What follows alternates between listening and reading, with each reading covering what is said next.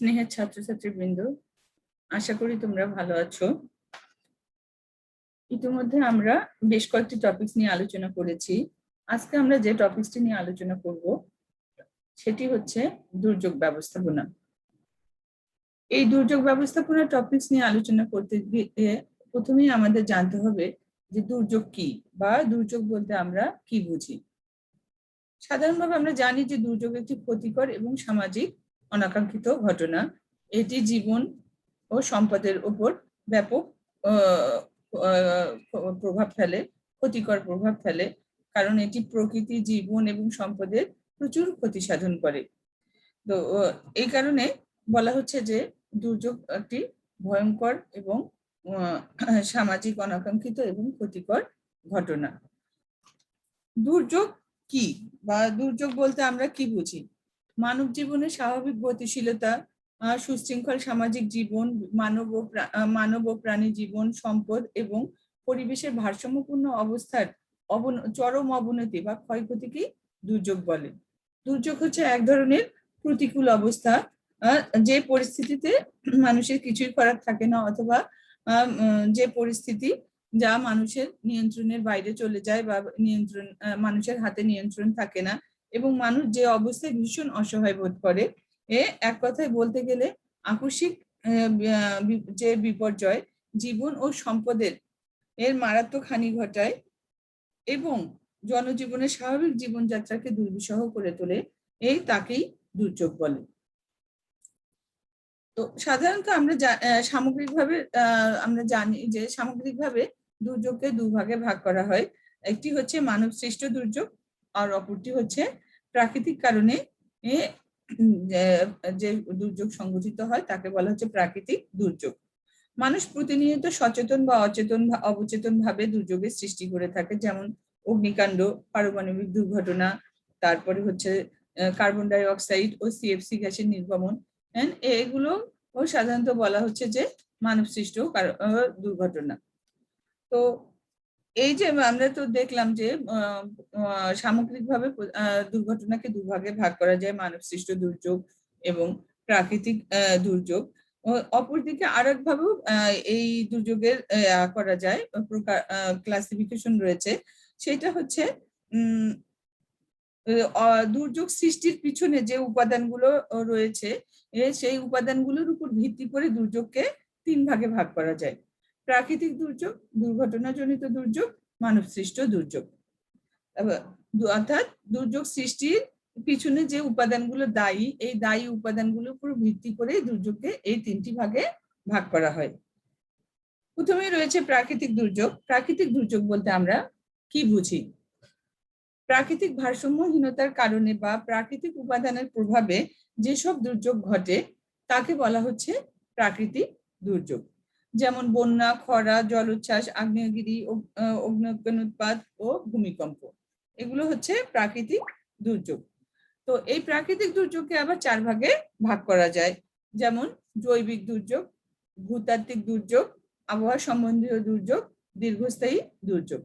প্রথমেই আমরা দেখব যে জৈবিক দুর্যোগ কি, কাকে আমরা জৈবিক দুর্যোগ বলছি। বলা হচ্ছে যে প্রাকৃতিক ভারসাম্যহীনতার কারণে নানা ধরনের জৈবিক দুর্যোগ দেখা যায়, যেমন মানুষ, পশু পাখি বা ফসলের রোগ ব্যাধি যখন মহামারী আকারে ছড়িয়ে পড়ে, এই মহামারী আকারে ছড়িয়ে পড়ার পর যে দুর্যোগ সৃষ্টি হয় তাকে বলা হচ্ছে জৈবিক দুর্যোগ। অর্থাৎ যে প্রাকৃতিক ভারসাম্যহীনতার কারণে অর্থাৎ বলা হচ্ছে যে মানুষ, পশু পাখি বা ফসলের যে রোগ ব্যাধি মহামারীর আকারে ছড়িয়ে পড়লে যে দুর্যোগের সৃষ্টি হচ্ছে সেটাকেই বলা হচ্ছে জৈবিক দুর্যোগ। যেমন বলা হচ্ছে যে HIV রোগ বা এইডস, ইবোলা, তারপরে হচ্ছে তোমার কলেরা, বার্ড ফ্লু, প্লেগ, এই রোগগুলো কিন্তু মহামারী আকারে দেখা দিয়েছিল। কোনোটা হচ্ছে পশু পাখির উপর মানে চরম ভাবে আঘাত এনেছে, কোনোটা মানুষের দেহে এই দুর্যোগ, জৈবিক দুর্যোগগুলো আঘাত এনেছে। যেমন আমরা জানি যে 1348 সালে প্লেগ রোগের কারণে ইংল্যান্ডের 2/3 লোকের মৃত্যু ঘটে। এখনো আমরা একটি মহামারীর মধ্যে রয়েছি, সেটা হচ্ছে করোনা ভাইরাসের এর যে মহামারী করোনা ভাইরাসের কারণে মানুষের যে প্রাণহানি ঘটছে, বিশ্বব্যাপী একটা আমরা মহামারীর মধ্যে রয়েছি। তো এরপরে রয়েছে হচ্ছে তোমার ভূতাত্ত্বিক দুর্যোগ।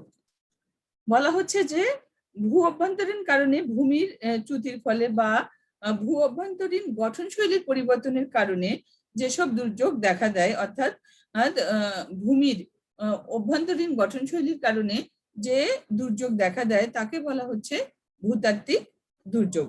যেমন ভূমিকম্প, আগ্নেয়গিরি, জলোচ্ছ্বাস, শিলাপাত, এগুলো হচ্ছে ভূমির অভ্যন্তরীণ গঠনজনিত পরিবর্তনের কারণে এই দুর্যোগগুলো হয়ে থাকে। এটা আমরা জানি। ভূমিকম্প যে হয়, আমরা যে ভূমিকম্প নিয়ে যে আমাদের এত ভীতি, এটা কি কারণে হয়? ভূমির একেবারেই অভ্যন্তরে যে ক্রিয়াকর্মের কারণে, গঠনশৈলী সংক্রান্ত ক্রিয়াকর্মের যে পরিবর্তন ছিল তার কারণে এটা হয়ে থাকে। এটা আমরা মোটামুটি আজকাল কম বেশি সবাই জানি। তো এইভাবে দেখা যাচ্ছে যে ভূমির অভ্যন্তরীণ গঠনশৈলীর পরিবর্তনের কারণে যেসব দুর্যোগ দেখা দিচ্ছে সেগুলোকে বলা হচ্ছে ভূতাত্ত্বিক দুর্যোগ। এর মধ্যে রয়েছে ভূমিকম্প, আগ্নেয়গিরি, জলোচ্ছ্বাস ও শিলাপাত ইত্যাদি। আবার আরেক ধরনের প্রাকৃতিক দুর্যোগ রয়েছে, সেটা হচ্ছে আবহাওয়া সম্বন্ধীয় দুর্যোগ। বলা হচ্ছে আবহাওয়া বা জলবায়ুর পরিবর্তনজনিত কারণে যেসব দুর্যোগ দেখা দেয় তাকে আবহাওয়া সম্বন্ধীয় দুর্যোগ বলা হয়। যেমন হচ্ছে তোমার বন্যা, খরা। খরা দেখা যাচ্ছে যে বর্ষাকালে মৌসুমী বায়ুর প্রভাবে যখন অতিরিক্ত বৃষ্টিপাত হয় তখন বন্যা দেখা দেয়। আবার খরা ও অনাবৃষ্টির কারণে মরুময়তার সৃষ্টি হয়ে খরা দেখা দেয়, যেখানে আর মানে ফসল ফলানো বা মানুষের বসবাস করা দুর্বিষহ হয়ে ওঠে। খরা প্রবণ এলাকায় বা যখন এই অবস্থা খরা দেখা হয় অতি অনাবৃষ্টির কারণে, সূর্যের তাপ যখন মানে তাপে সবকিছু মনে হয় মচমচে হয়ে যায়, মাটি পর্যন্ত কড়কড়ে হয়ে যায়। তো তারপরে রয়েছে তোমার জলোচ্ছ্বাস, ঘূর্ণিঝড়, তারপর অতিবৃষ্টি, তারপর হচ্ছে বজ্রপাত, ধূলিঝড় আর তুষারপাত ইত্যাদি হচ্ছে তোমার আর জলবায়ু বা আবহাওয়া পরিবর্তন আর জলবায়ুর পরিবর্তনজনিত কারণে এইসব দুর্যোগ দেখা দেয়, যেগুলোকে আমরা বলছি আবহাওয়া সম্বন্ধীয় দুর্যোগ। তারপরে রয়েছে আরেক ধরনের প্রাকৃতিক দুর্যোগ রয়েছে, যেটাকে আমরা বলছি দীর্ঘস্থায়ী দুর্যোগ। দীর্ঘস্থায়ী দুর্যোগটা কিরকম? বলা হচ্ছে যে তীব্র জলস্রোত, নদীর গতিপথের পরিবর্তন, নদী ভাঙ্গন, সমুদ্র উপকূলে বালুর স্তূপ এবং তীরের ক্ষয়, তারপরে সমুদ্র পৃষ্ঠের উচ্চতা বৃদ্ধি পাওয়ার কারণে যে যে দুর্যোগের সৃষ্টি হয় তাকে বলা হচ্ছে তোমার আর দীর্ঘস্থায়ী দুর্যোগ। এই দুর্যোগগুলো সাধারণত দীর্ঘস্থায়ী হয়ে থাকে এবং এগুলো সম্পদের ব্যাপক ক্ষতি সাধন করে। তো এই কারণে বলা হচ্ছে এগুলোকে, এবং এটা প্রাকৃতিক কারণে হয়ে থাকে, তাই এটাকে বলা হচ্ছে এই প্রাকৃতিক দুর্যোগের এই প্রকারভেদটাকে বলা হচ্ছে এই দীর্ঘস্থায়ী দুর্যোগ। তারপরে হচ্ছে আমরা আরেকটি দুর্যোগ, আরেকটি প্রকার দুর্যোগের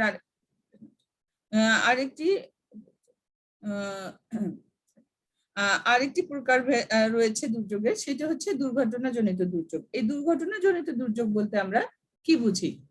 বলা হচ্ছে যে মানুষের অসচেতনতা বা অসাবধানতা কিংবা অনিচ্ছাকৃত ত্রুটির কারণে অথবা অনাকাঙ্ক্ষিত দুর্ঘটনার কারণে যে দুর্যোগের সৃষ্টি হচ্ছে তাকে বলা হচ্ছে দুর্ঘটনাজনিত দুর্যোগ।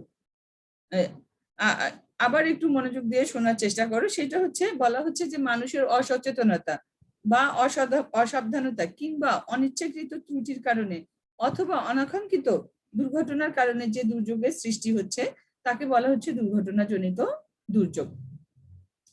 যেমন নৌ দুর্ঘটনা, বিমান দুর্ঘটনা, শিল্প কলকারখানা জনিত দুর্ঘটনা, ট্রেন দুর্ঘটনা, বাস দুর্ঘটনা, ফেরি বা লঞ্চ জাতীয় দুর্ঘটনা, তেলবাহী ট্যাঙ্কার দুর্ঘটনা, তারপরে হচ্ছে চিকিৎসা দুর্ঘটনা, তারপরে হচ্ছে তোমার খাদ্যে বিষক্রিয়া দুর্ঘটনা ইত্যাদি।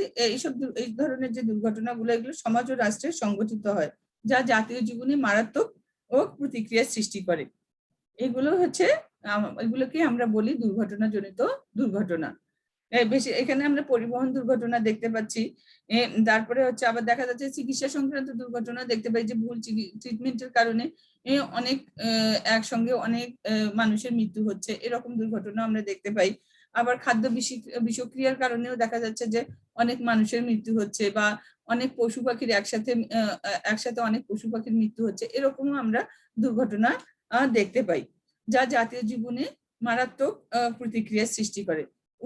এই যে আমরা দুর্ঘটনাগুলো দেখতে পাচ্ছি, পরোক্ষভাবে কিন্তু এগুলোর পিছনে মানুষই দায়ী।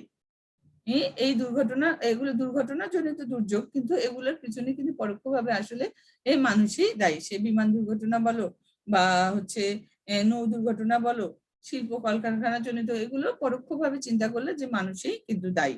তারপরে আমরা আরেক ধরনের দুর্ঘটনা দেখতে পাই, আরেক ধরনের দুর্যোগ দেখতে পাই, সেগুলো হচ্ছে মানব সৃষ্ট দুর্যোগ। সেটা হচ্ছে মানব সৃষ্ট দুর্যোগ।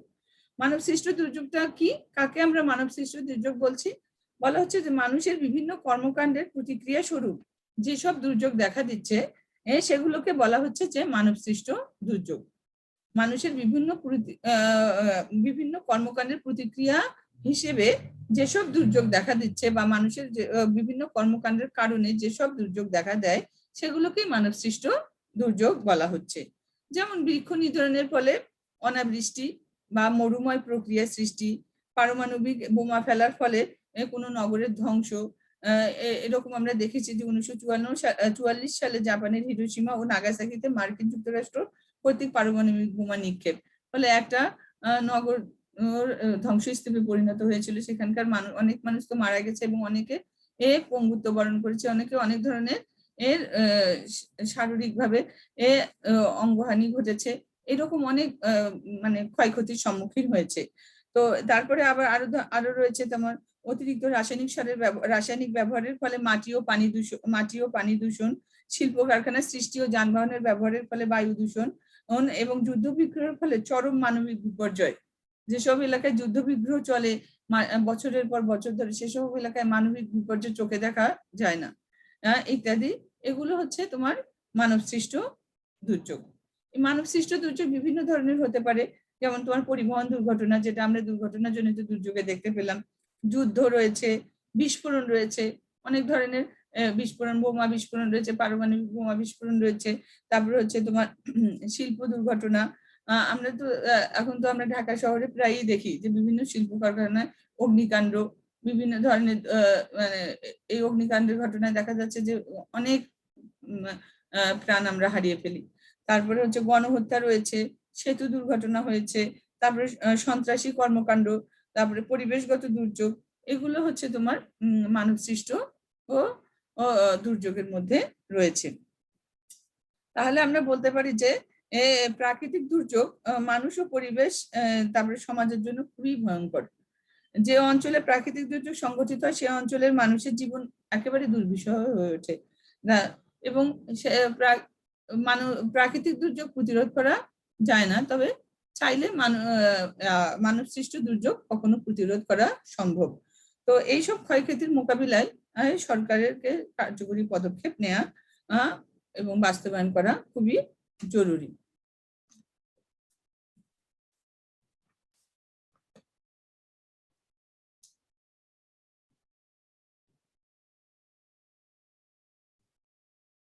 এতক্ষণ আমরা দুর্যোগ বলতে আমরা কি বুঝি, দুর্যোগের প্রকারভেদ নিয়ে আলোচনা করলাম। এখন আমরা দেখব দুর্যোগের প্রকৃতি ও বৈশিষ্ট্য সমূহ। যে দুর্যোগের প্রকৃতি ও বৈশিষ্ট্য নিয়ে আলোচনা করলে তোমাদের কাছে দুর্যোগ কি এটা আরো পরিষ্কার হবে।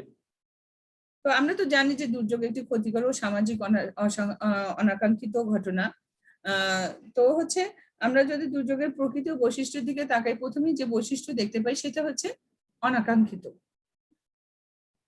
দুর্যোগ সবসময় মানুষ ও প্রকৃতির উপর ক্ষতিকর প্রভাব ফেলে, এই জন্য দুর্যোগ সবসময়ই অনাকাঙ্ক্ষিত, তা তো বলার অপেক্ষাই রাখে না, কারণ এটি প্রকৃতি, মানুষ ও প্রাণী ও সম্পদের অপূরণীয় ক্ষতি সাধন করে থাকে। তো যে বিষয়টা কারোর জন্যই ভালো নয়, ক্ষতিকর ছাড়া, সেটা তো কখনোই কাঙ্ক্ষিত হতে পারে না, সেটা চরম ভাবেই অনাকাঙ্ক্ষিত। সেই জন্য বলা হচ্ছে যে দুর্যোগ হচ্ছে অনাকাঙ্ক্ষিত। তারপরে আরেকটি বিষয়, সেটি হচ্ছে স্থায়িত্ব। বলা হচ্ছে যে প্রাকৃতিক দুর্যোগের স্থায়িত্ব কখনো কয়েক সেকেন্ড থেকে কয়েক মিনিট, আবার এমনকি হচ্ছে কয়েকদিন থেকে এমনকি দীর্ঘ সময় পর্যন্ত হয়ে থাকে। তো হচ্ছে দেখা যাচ্ছে যে যেমন ভূমিকম্প কয়েক সেকেন্ড, আবার ঘূর্ণিঝড় দেখা যাচ্ছে যে কয়েক মিনিট থেকে কয়েক ঘন্টাও হতে পারে। আবার হচ্ছে আমরা যদি বন্যার কথা বলি, তাহলে দেখা যাচ্ছে যে বন্যা হচ্ছে কয়েকদিন থেকে কয়েক মাস ব্যাপীও স্থায়িত্ব হতে পারে। আবার জলোচ্ছ্বাস কয়েক ঘন্টা ব্যাপী স্থায়িত্ব হতে পারে। তবে মানব সৃষ্ট কিছু কিছু দুর্যোগের স্থায়িত্ব কম এবং কিছু কিছু দুর্যোগের স্থায়িত্ব বেশি। সেটা কিরকম? যেমন অগ্নিকাণ্ড হচ্ছে কয়েক মিনিট থেকে কয়েক ঘন্টা পর্যন্ত স্থায়ী হতে পারে।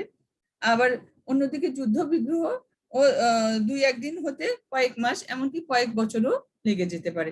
যেমন আমাদের মুক্তিযুদ্ধ 9 মাস ব্যাপী স্থায়ী হয়েছিল। অপরদিকে দ্বিতীয় বিশ্বযুদ্ধ ও 6 বছর পর্যন্ত স্থায়ী হয়। এটা হচ্ছে দেখা যাচ্ছে যে দুর্যোগের এক একটা দুর্যোগ এক এক রকম। এটা নিশ্চিত করে বলা যাবে না যে কোনটা কতদিন পর্যন্ত স্থায়ী হবে। কোনোটা একেবারেই ক্ষণস্থায়ী, কোনোটা মাঝারি ধরনের, কোনোটা আবার দীর্ঘস্থায়ী। যেমন বন্যা, যুদ্ধ।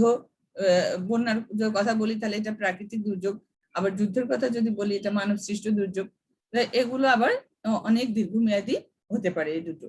তো হচ্ছে আবার তারপরে হচ্ছে আমরা যদি হচ্ছে দুর্যোগের প্রকৃতির দিকে তাকাই, আরেকটি বৈশিষ্ট্য দেখতে পাই, সেটা হচ্ছে উৎপত্তি। এই দুর্যোগটার উৎপত্তি কিভাবে? আমরা জানি দুর্যোগের উৎপত্তি প্রধানত দুটি ভাবে হয়, একটি হচ্ছে প্রাকৃতিক কারণে, আর একটি হচ্ছে মানব সৃষ্ট কারণে।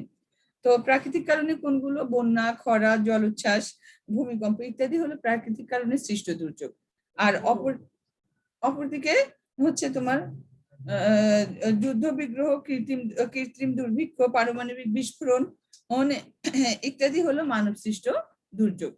এক একটা দুর্যোগের উৎপত্তি এক এক রকম।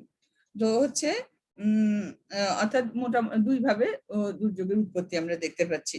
তারপরে রয়েছে প্রভাব। বলা হচ্ছে যে এই দুর্যোগের প্রভাব কিন্তু খুবই ক্ষতিকর।